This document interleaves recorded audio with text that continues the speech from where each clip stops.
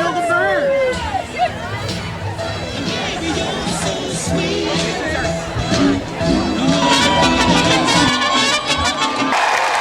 So it is with pleasure, pride, and the privilege to welcome and introduce to you the next President of the United States of America, Senator Bernie Sanders.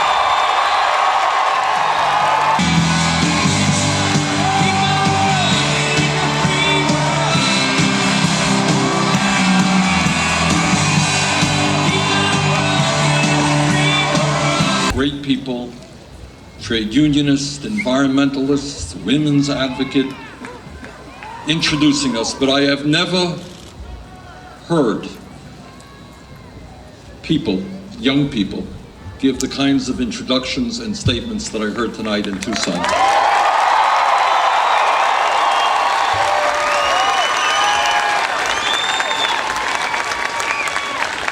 And what it tells me, and Raul made this point, what it tells me is that when we stand together as white and black and Latino and Native American and Asian American,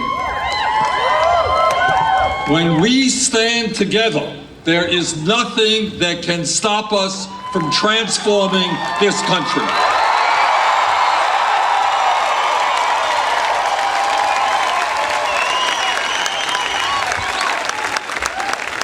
And let me just start off by thanking Congressman Raul Grijalva, not only for his friendship for so many years, not only for his co-chairmanship of the Progressive Caucus, but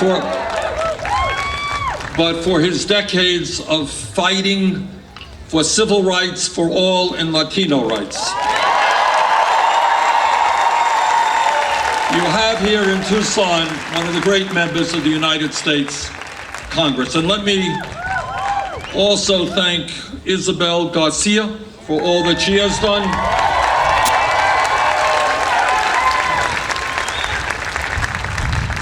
Nayland Pike,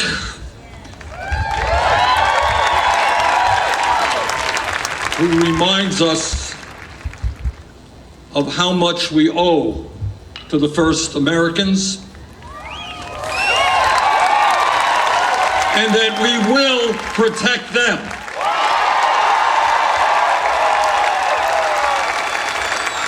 And let me thank that young man, Bob De La Rosa.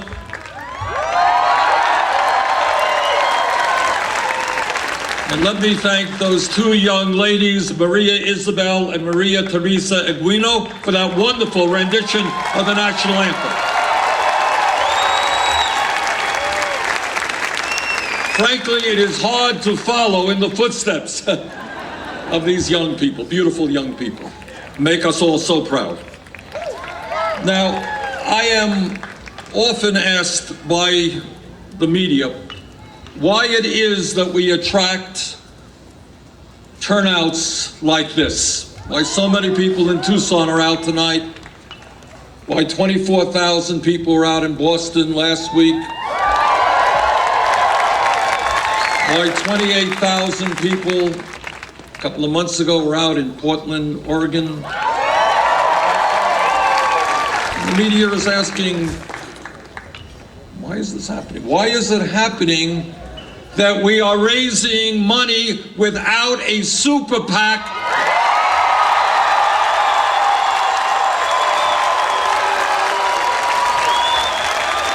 We were all told, all of the political experts said that the only way you can compete is by begging millionaires and billionaires and super PACs for money. We said no. And our campaign has received 650,000 individual contributions. And the average contribution, and this warms my heart, the average contribution is not $2,000, it's not $50,000, it is $30 a person. How's that?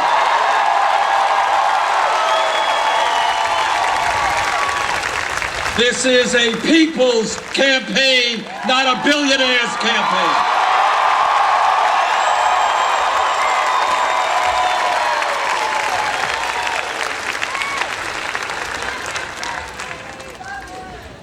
And when the media asks, how is all of this happening? Who is going to respond to the call for a political revolution? It turns out that the people in Tucson and people all over this country are prepared to stand up, as Raul said, and make sure that our government belongs to all of us and not just a handful of billionaires.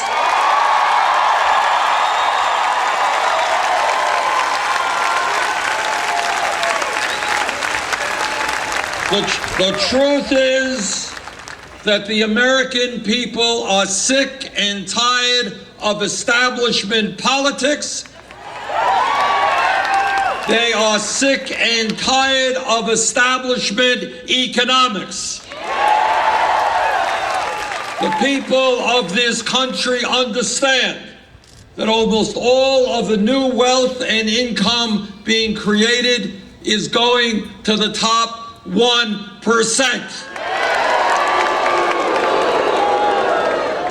And the American people are saying loud and clear, we want an economy that works for workers, not just the very rich.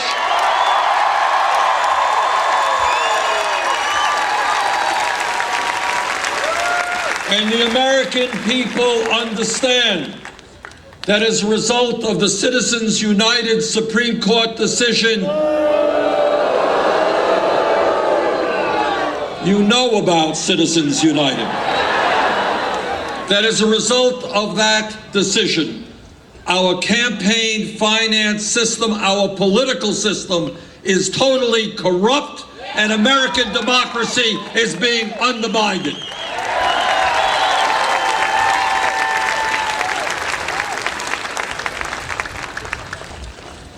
Before I get into the thrust of my remarks, I wanted to take a brief moment to tell you what I expect most of you already know, and that is that today, on 2 campuses in our country, one at Texas Southern University, a student was shot and killed, and one other was wounded.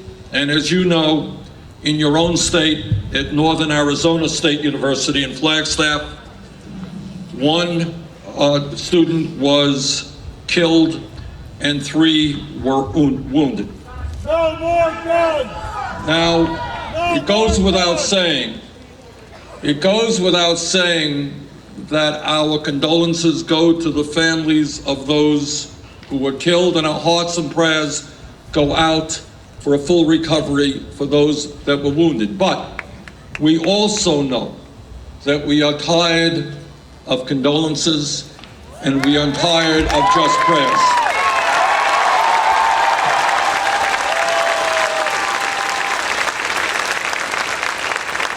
We are tired and we are embarrassed in picking up the paper or turning on the TV and seeing children in elementary schools slaughtered and young people on college campuses shot. And the truth of the matter is, I wish I could tell you otherwise, the issue of gun violence is not going to be solved easily.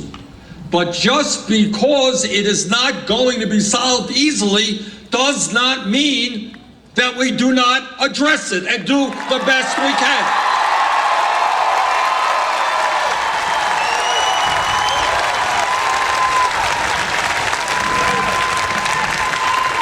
Now, I come from a state of Vermont, thank you, and I invite you all up, especially in the summer, and we'll come here in the winter. How's that?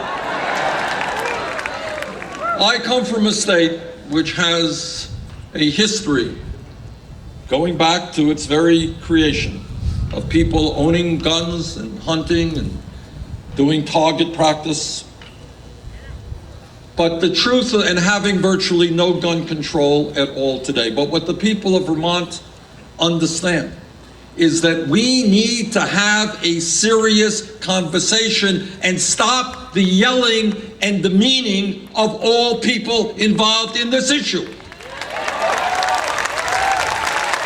Overwhelmingly, the American people understand that it is crazy that people who should not own guns do own guns. They understand overwhelmingly that not only do we need to strengthen the instant background check, we need to broaden it as well.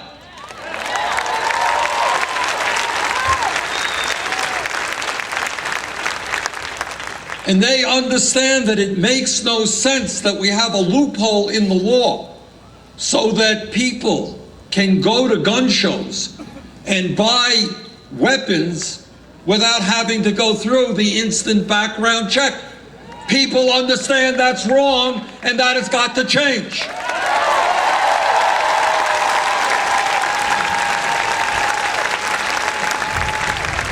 And there are many people in this country who do not understand why we are selling and distributing, allowing to be distributed, assault weapons which have only one function, and that is the killing of people.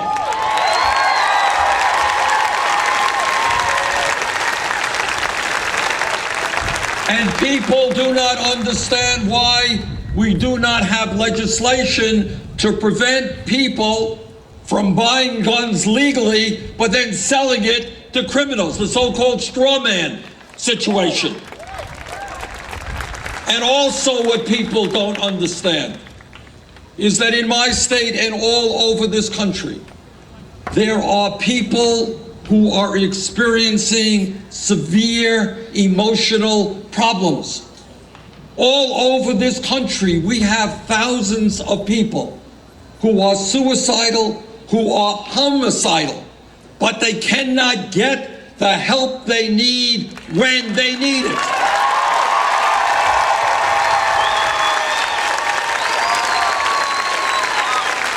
We need a revolution in mental health delivery in this country.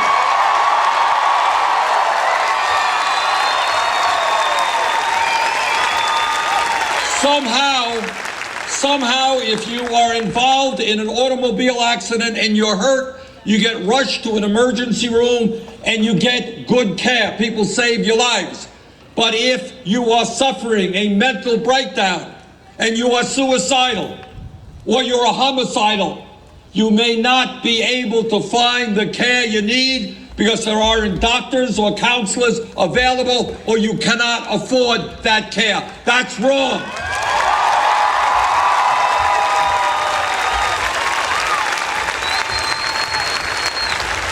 So I think while, yes, there are disagreements of how we go forward in terms of gun safety, I think the vast majority of the American people want us to move forward in sensible ways which keeps guns out of the hands of people who should not have that and cuts down on these senseless murders that we see every week.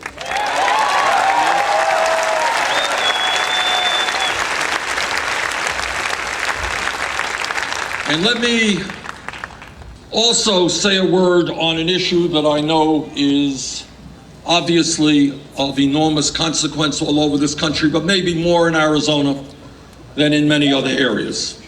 And that is the issue of immigration reform.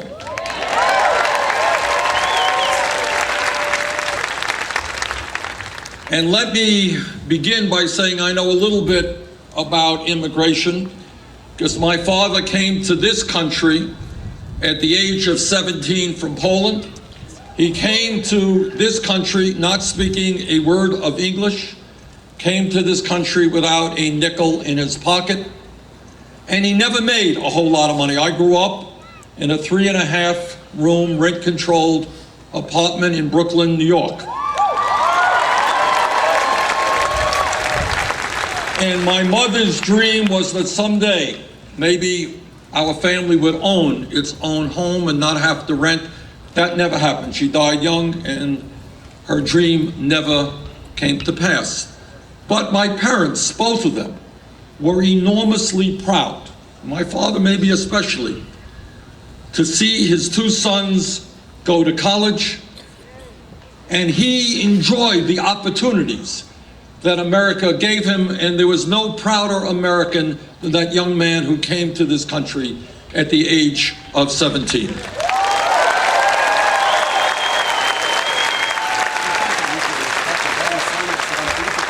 Now, my family's story is a story very similar to many people who are here tonight. And that story is the story of America. It is the story of hardworking families coming into this country to create a brighter future for their children. It is a story rooted in family and fueled by hope. It is a story that continues to this day in families all across our country. Today, as everyone here knows, we have 11 million people in this country who are undocumented, who came to this country to improve their lives, to escape oppression, fleeing desperate poverty and violence. Let's be frank. Today's undocumented workers play an extraordinarily important role in our economy.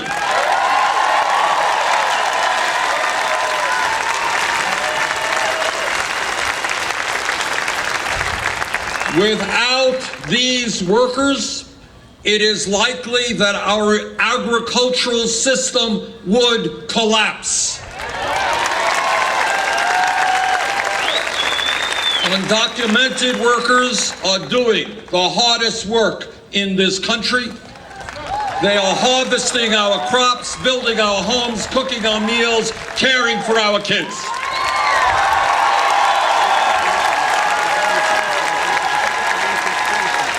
They are part of the fabric of this country. 11 million people came to this country so they could feed their families, escape gang violence, and desperate economic circumstances. Let me also be very clear that people came to this country because they knew that there were jobs, and if anyone thinks that employers throughout America didn't know that the workers they were hiring were undocumented, they would be dead wrong.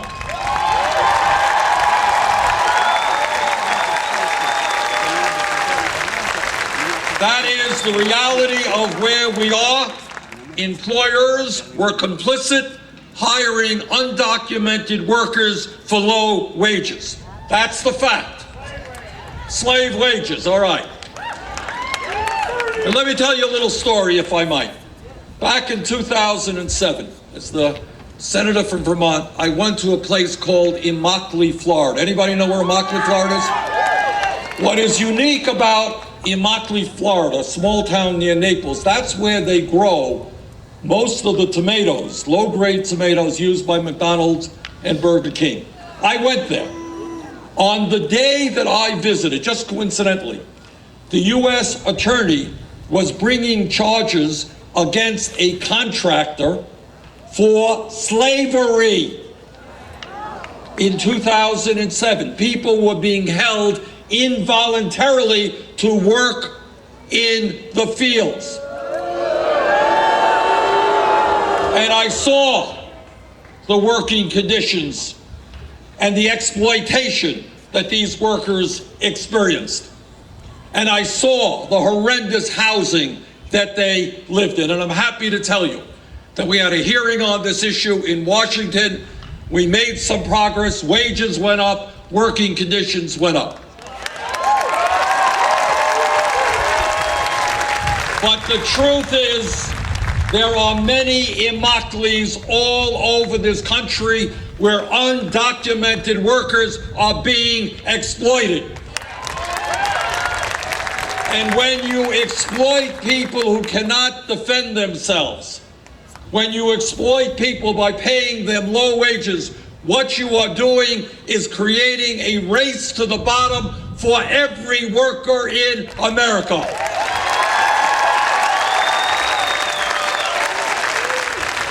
And let me tell you something else. People can have disagreements about immigration reform, but in the year 2015, it is not acceptable to be stooping to racism and demagoguery in order to win some political votes.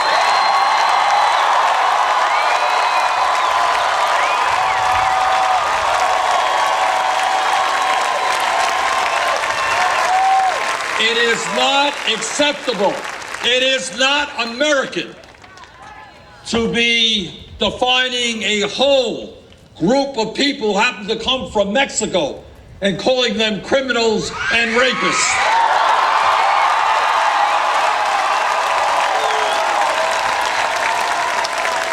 We have fought too hard in this country for hundreds of years to end racism, to end discrimination, to revert in 2015 to that kind of ugly language.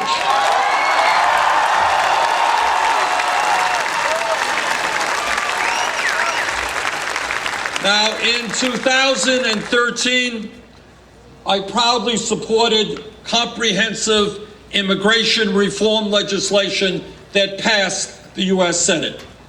Now, this is not, and I do not want to suggest for a moment that this is a perfect piece of legislation. Far from it.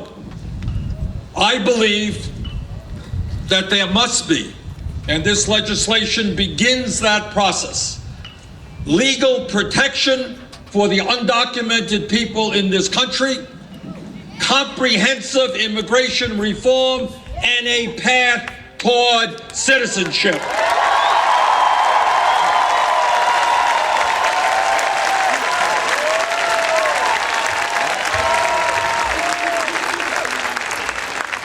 The Senate bill contained the provisions of the DREAM Act, which I strongly support, and which would offer the opportunity of permanent residency and eventual citizenship to young people who are brought to the United States as children.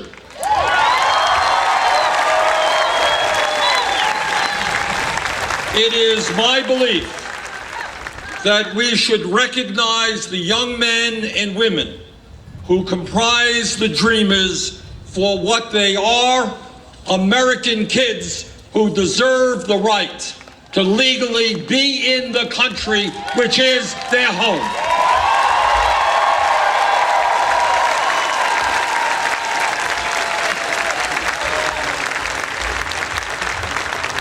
The Senate bill was far from perfect, but at least it began the process of moving us in the right direction. It is beyond my comprehension that the House of Representatives has not yet even begun the discussion on immigration. Instead of reverting to racism, maybe they want to deal with this issue in a serious way.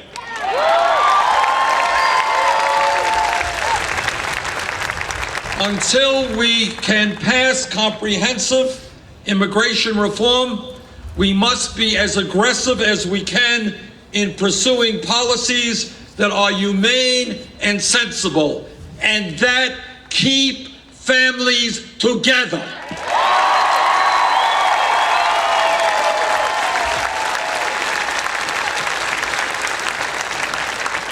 And this includes taking measures that are currently available including using the presidential power of executive orders when appropriate.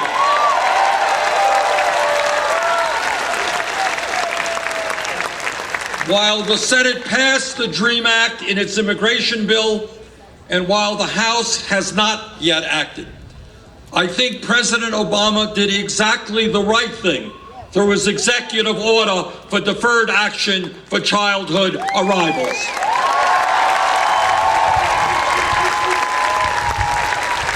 DACA, as it is called, was a good first step, but should be expanded. Deferred action should be expanded to include the parents of citizens, parents of legal permanent residents, and the parents of dreamers. Income and wealth inequality than any other major country on earth, and it is worse today in America than at any time since 1928. Let me be very clear. There is something profoundly wrong in this country when the top 1/10 of 1% own almost as much wealth as the bottom 90%. I know things in the country. People are a millionaire of any country. Something to is sending go. You know, in this open wages, it's not just a growth level of income and wealth inequality. It's about the fact that, yes, we are better off economically today than we were when Bush left office. That's true. You know, my Republican friends suffer from a very peculiar disease. It's called short-term amnesia. Their view is that Barack Obama has caused every problem in the history of the world. Yet they forgot that 7 years ago, 800,000 people a month were losing their jobs. They seem to have forgotten that the world's financial system, as a result of the greed and recklessness of Wall Street, was on the verge of collapse. And they seem to forget, great deficit hawks that they were, that under Bush we ran up the largest deficit in the history of America. But while we are better off today than we were 7 years ago, there is another truth, and that is for the last 40 years, the great middle class of this country has been disappearing. What we have seen in recent years, an explosion of technology, workers being far more productive, and yet most of our people are working longer hours for lower wages. What we have seen is median family income in this country going down by $4,000 since 1999. What we have seen is male workers, the average male worker in the middle economy, making hundreds of dollars less than he did 40 years ago, and women making less today than they did 7 years ago. And what the political revolution that we are involved is about is, yes, we are going to create an economy that works for all of us and not just the people on top.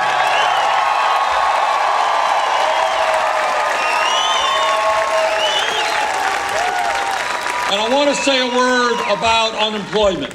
It's not talked about enough. Real unemployment in this country, if you include those people who have given up looking for work in the meantime, ain't 5%. It is 10%. And now let me tell you something that very few people talk about, and that is the crisis of youth unemployment in this country. A couple of months ago, I asked some economists to do a study for me, and I asked them to tell me what real youth unemployment and underemployment was for high school graduates, not dropouts, high school graduates between the ages of 17 and 20. And this is what they told me. For white kids, real unemployment, 33%. For Latino kids, real unemployment, 36%. For African American kids, real unemployment, 51%. In other words, we are turning our backs on an entire generation of young people who want to stand up on their own 2 feet. They want to earn some money. They want to get out of the house. They want to begin their lives as adults. And what we are saying to them is there are no jobs available for you. But let me tell you something else that we are saying to these young people. Today in America, we have more people in jail than any other country on earth. 2.2 million people in jail, disproportionately Black and Latino. Now, it seems to me when you have youth unemployment at 30, 40, or 50%, maybe, just maybe, it makes sense to invest in education and jobs rather than jails and incarceration.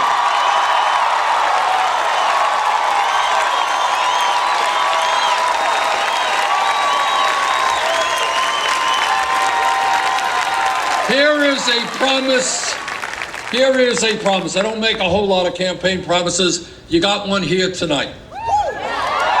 If elected president, the United States of America will not have more people in jail than any other country on earth.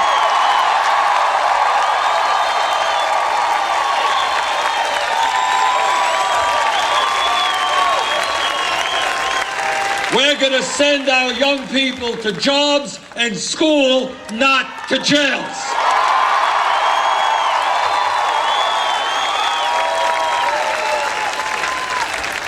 And when we talk about the economy in America today, and when we talk about why people are working such long hours, so many jobs, it has everything to do with the fact that wages in America are just too damn low.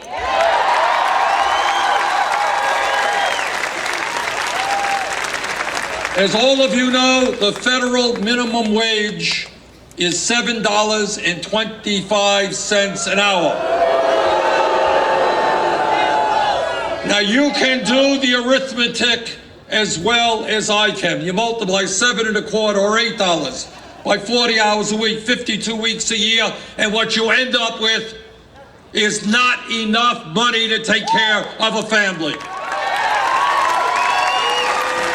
And that is why I believe that the minimum wage has got to be raised to a living wage, $15 an hour.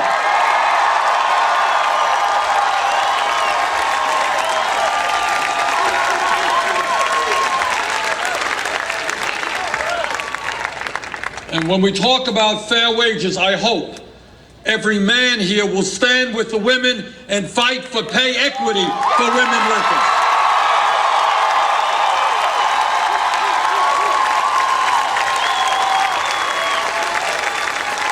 There is no rational economic reason why women are earning 79 cents on the dollar compared to men. It is simply sexism. It's got to end.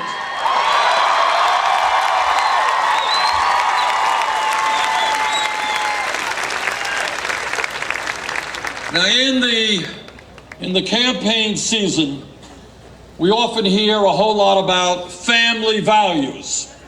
Republican family values. They just stay up nights worrying about families. Know that when Republicans talk about family values, what they are talking about is their belief that women in this country should have the right to control their own body.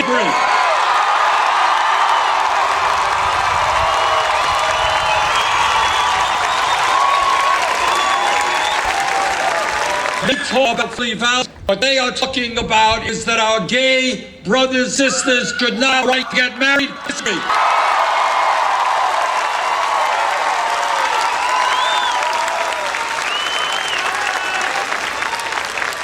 My wife, Jane, who you just met, and I have been married for 27 years. We have 4 great kids and 7 beautiful grandchildren. We believe in family values, but they're not Republican family values.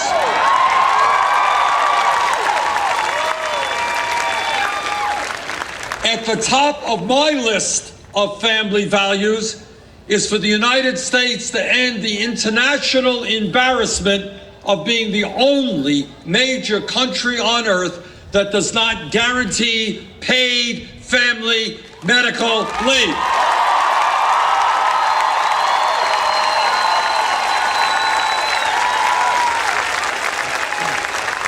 When a working class woman has a baby, she should not be forced to go back to work a week or 2 weeks after the birth of that baby.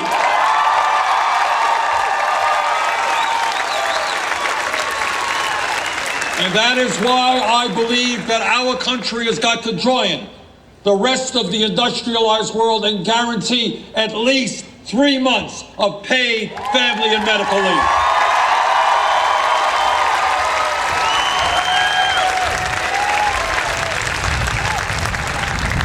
And brothers and sisters, when we talk about the economy, what is always on people's minds is the issue of jobs, jobs, jobs. People understand how difficult it is to go out and get a job that pays a living wage. Well, it seems to me that if real unemployment is 10%, if youth unemployment is 30, 40, or 50%, the United States government must undertake a massive federal jobs program to put millions of people back to work.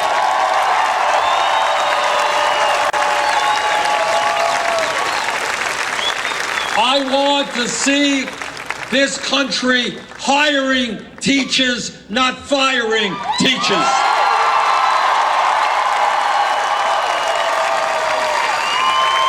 I want to see cities and towns hiring child care workers so that our kids get the quality child care they need.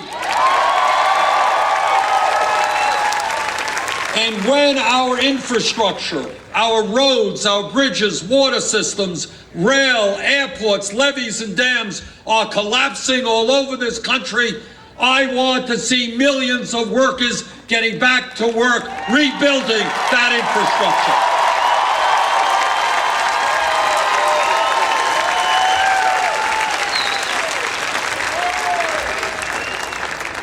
And when we talk about the economy, we cannot help but talk about the greed and fraud and dishonesty and arrogance of those who work on Wall Street. All of you know that as a result of the greed and recklessness and illegal behavior of Wall Street, this country was driven into the worst economic downturn since the 1930s. Now, what some of you may not know, you may not know this, but today 3 out of the 4 largest banks are much larger today than they were when we bailed them out because they were too big to fail. When we have 6 banks in this country issuing 2/3 of the credit cards and over 35% of all mortgages, in my view, when you have 6 large banks that have assets equivalent to 60% of the GDP of this country, when you have banks that are too big to fail, in my view, they are too big to exist. We've got to break them up.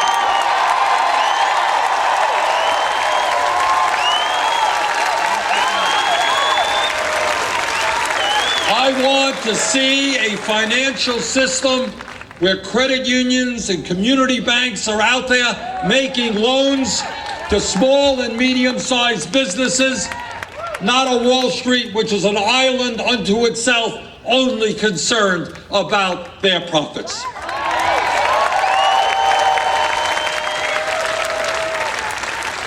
brothers and sisters, when we talk about what's going on in this country today, there is one issue which impacts every other issue. And that is that 5 years ago, by a 5-4 vote, the United States Supreme Court ruled through Citizens United that millionaires and billionaires would be able to purchase the United States government.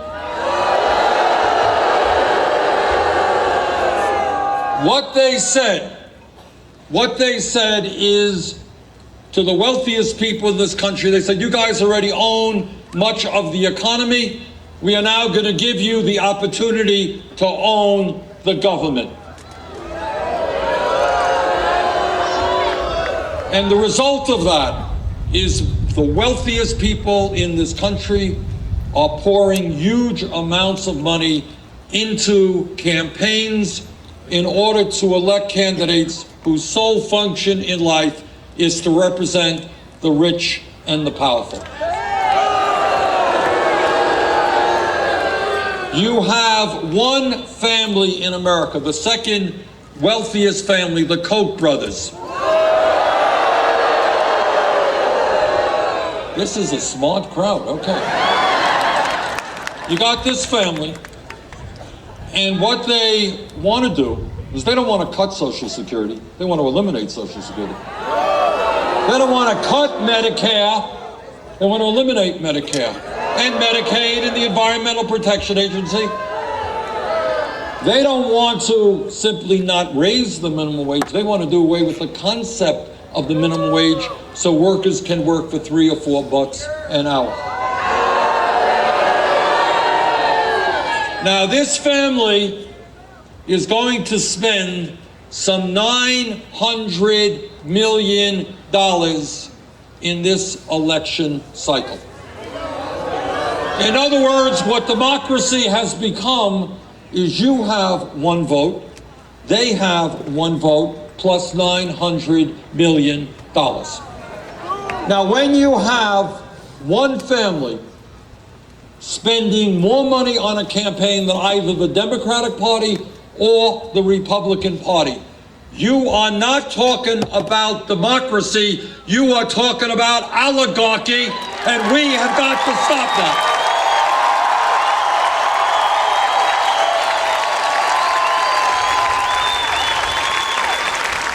So here is my second promise to you tonight, and that is that no nominee of mine to the U.S. Supreme Court will get that position unless he or she is loud and clear in telling the American people that they will vote to overturn Citizens United.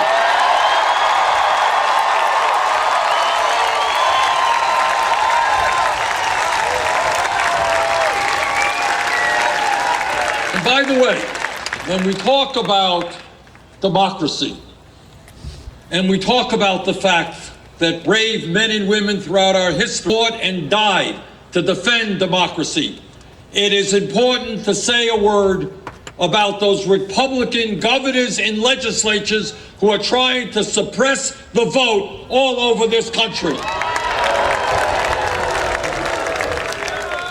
Now, I've been involved in a lot of elections. Sometimes I've lost, sometimes I've won. But it has never occurred to me to figure out a way to deny the vote to people who disagree with me and who would vote against me. I regard it as an act of grotesque political cowardice for people to not have the guts to go out in a free and fair election, to think the only way they can win is to make it harder for low-income people or young people or people of color or seniors to vote. And my suggestion to those people, if you are afraid of a fair election, get another job.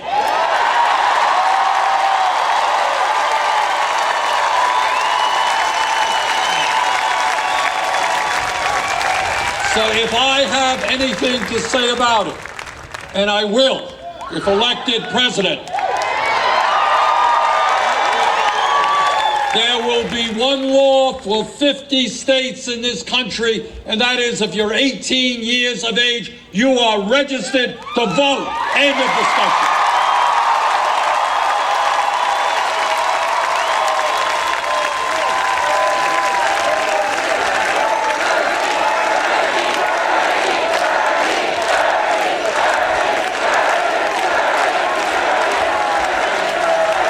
When we talk about democracy, let me tell you what I want to see. I want to see this country have one of the highest voting turnouts of any country, not one of the lowest voter turnouts. And I want to see anybody here tonight, regardless of their political views, if you want to run for office, I want you to be able to run for office without having to beg campaign contributions from wealthy people. And that is why I support public funding of elections.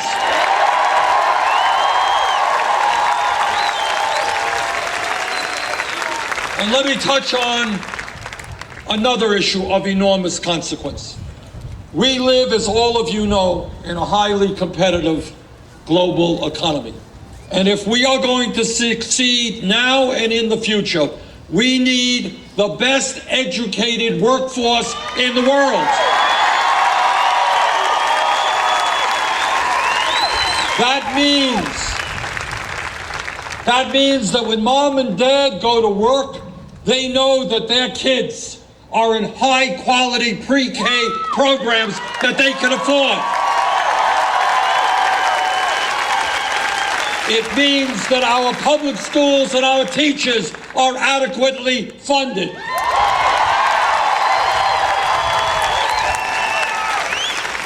And this is what it also means. It means that in America, and we've got legislation in to do this, every public college and university must be tuition free.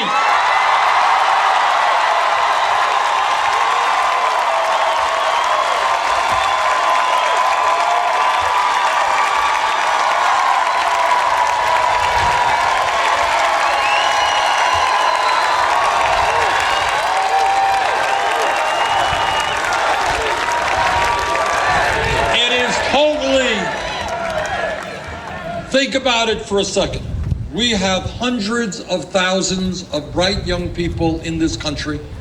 They are qualified, they're ready to go to college. They can't go for one reason. Their families lack the money. What we are doing is pulling out the ladder from right underneath them. Give them the opportunity to make it into the middle class, to become teachers or doctors or engineers or scientists. That is unfair to those young people, but it is unfair to the future of this country. Our job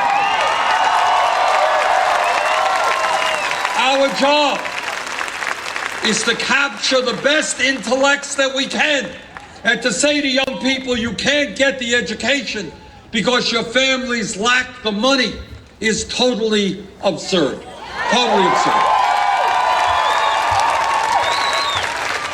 And what we are also going to deal with is the absurd situation today of millions of young people and people not so young who are struggling with high levels of student needs, was coming out of school $300,000 in debt.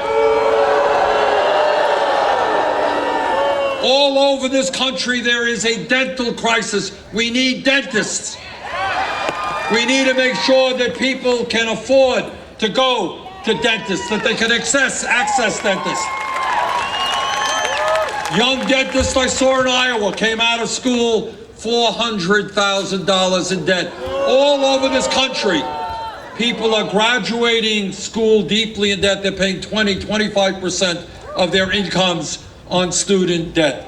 Now, what I don't understand when we talk about student debt, how does it happen that people are stuck with student debt interest rates of 6, 8, 10% when you can refinance your home for 2, 3, 4%?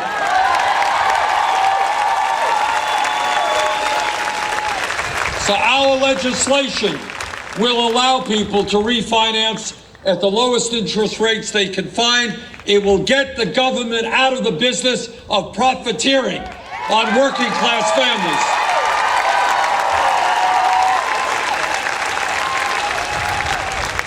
Now, people say, well, it's a great idea, Bernie, but it is expensive. They're right, it is expensive. It's going to cost about $70 billion a year. You know how we're going to pay it? We're going to pay for it by a tax on Wall Street speculation.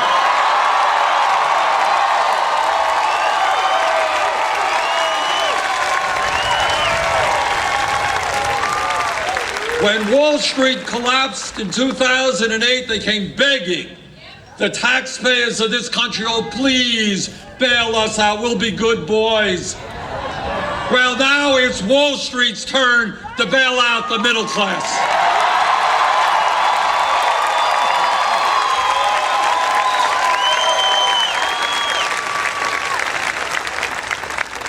And when we talk about our responsibilities as human beings and as parents, there is nothing more important than leaving our planet healthy and habitable for our kids and our grandchildren.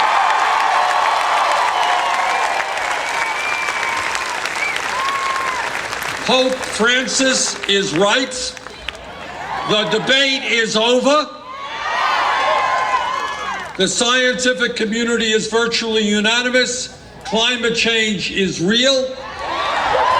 It is caused by human activity, and it is already causing devastating problems throughout our country and much of the world. We have a moral responsibility to lead the world, to work with China and Russia and India, countries all over this world, in transforming our energy system away from fossil fuel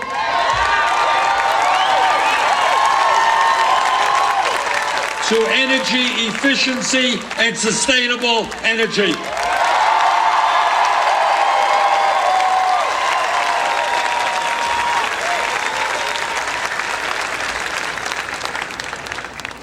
And when we talk about the needs of the American people and where we want to go as a nation, I hope that every person here knows that there is only one major wealthy nation on earth that does not guarantee health care to all people as a right.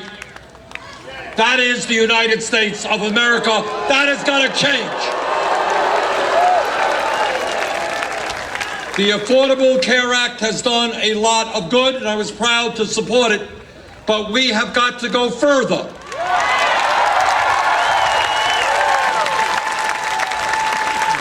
$29 million people still have no health insurance, and many more are underinsured with high premiums and high deductibles. In my view, we have got to move toward a Medicare for all single-payer program.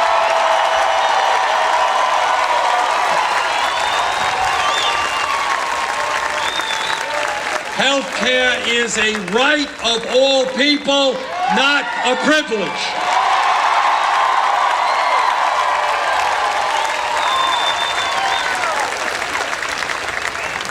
And when we talk about where we want to go as a nation, we have got to understand that while we have come a long way in overcoming discrimination and racism and prejudice, sadly and tragically, racism remains alive and well in America. And I promise you my third promise: there will be no president who will fight harder to end institutional racism in this country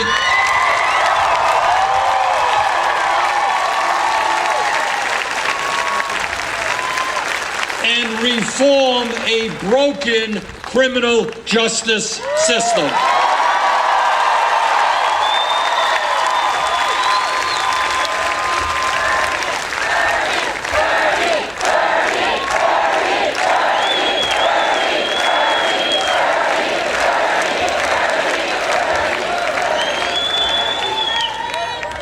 There are 2 points I want to make now. And the first point maybe the most important point, is that no president, not Bernie Sanders, not anybody else, can address the enormous problems that we face in this country today. And I've touched on some of them, and some I haven't even touched on. Enormous problems. No president alone can do that. And you know why? So let me tell you what no other candidate will tell you.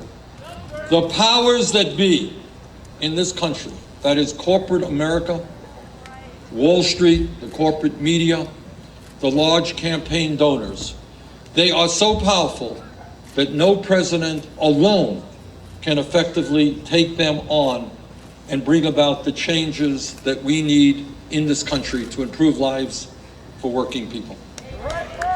The only way that real change takes place is when we make a political revolution in which millions of people,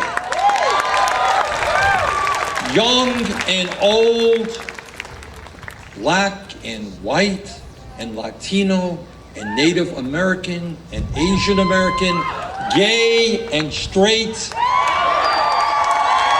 men and women, people who are born in this country, people who are born in other countries. Now, what politics in America is about, and Raul touched on this a moment ago, is our opponents are trying to divide us. They are trying to divide those who were born in this country from those who weren't. They're trying to divide straight people from gay people, men from women.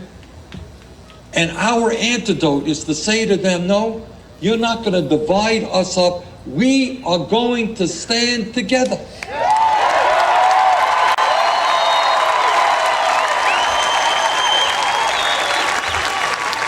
And we are going to say, yes, you and your super PACs may have all the money, but we have something you don't have.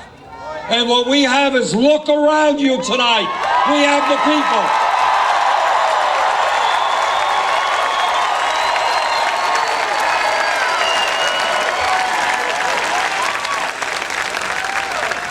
And the simple political fact, and this is just a fact of history, is that when people stand together and demand change, we never lose.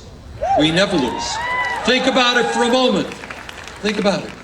Think about the civil rights struggle of millions of people coming together saying, we're going to end segregation and racism in America.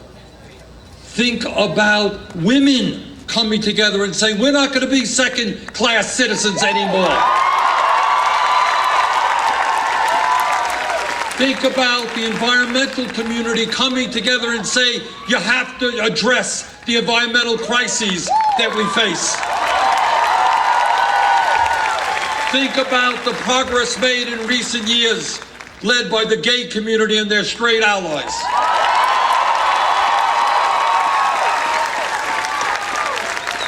So when we stand together and we say, you know, we're going to create an economy that just doesn't make the rich richer, but is going to give dignity and security to the elderly, because we are not going to cut Social Security, we're going to expand Social Security.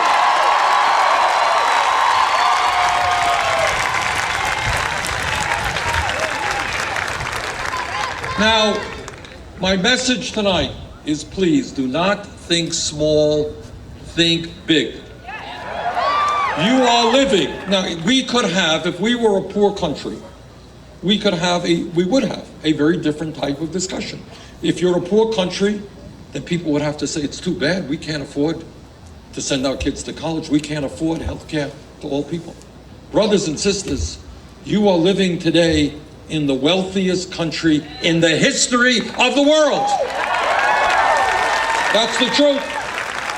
Very few people understand that, because almost all of the wealth is going to the people on the top. It is not utopian thinking to say that when we think big and when we stand together, we can create a situation where every man, woman, and child in this country has health care as a right.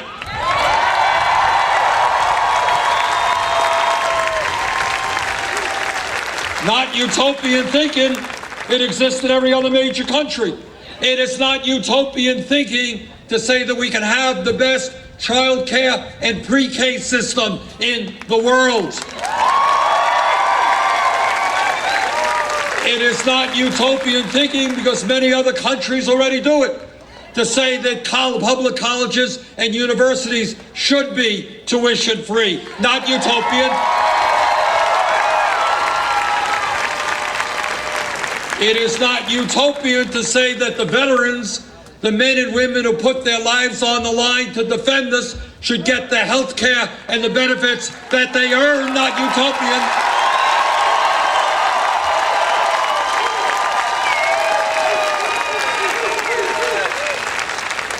It is not utopian to say that every person in this country, no matter their race, their religion, their disability, their sexual orientation, should be able to realize the full promise of equality that is our birthright as Americans.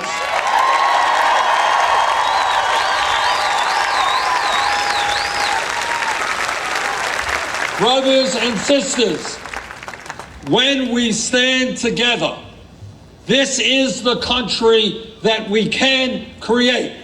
Let's do it. Thank you.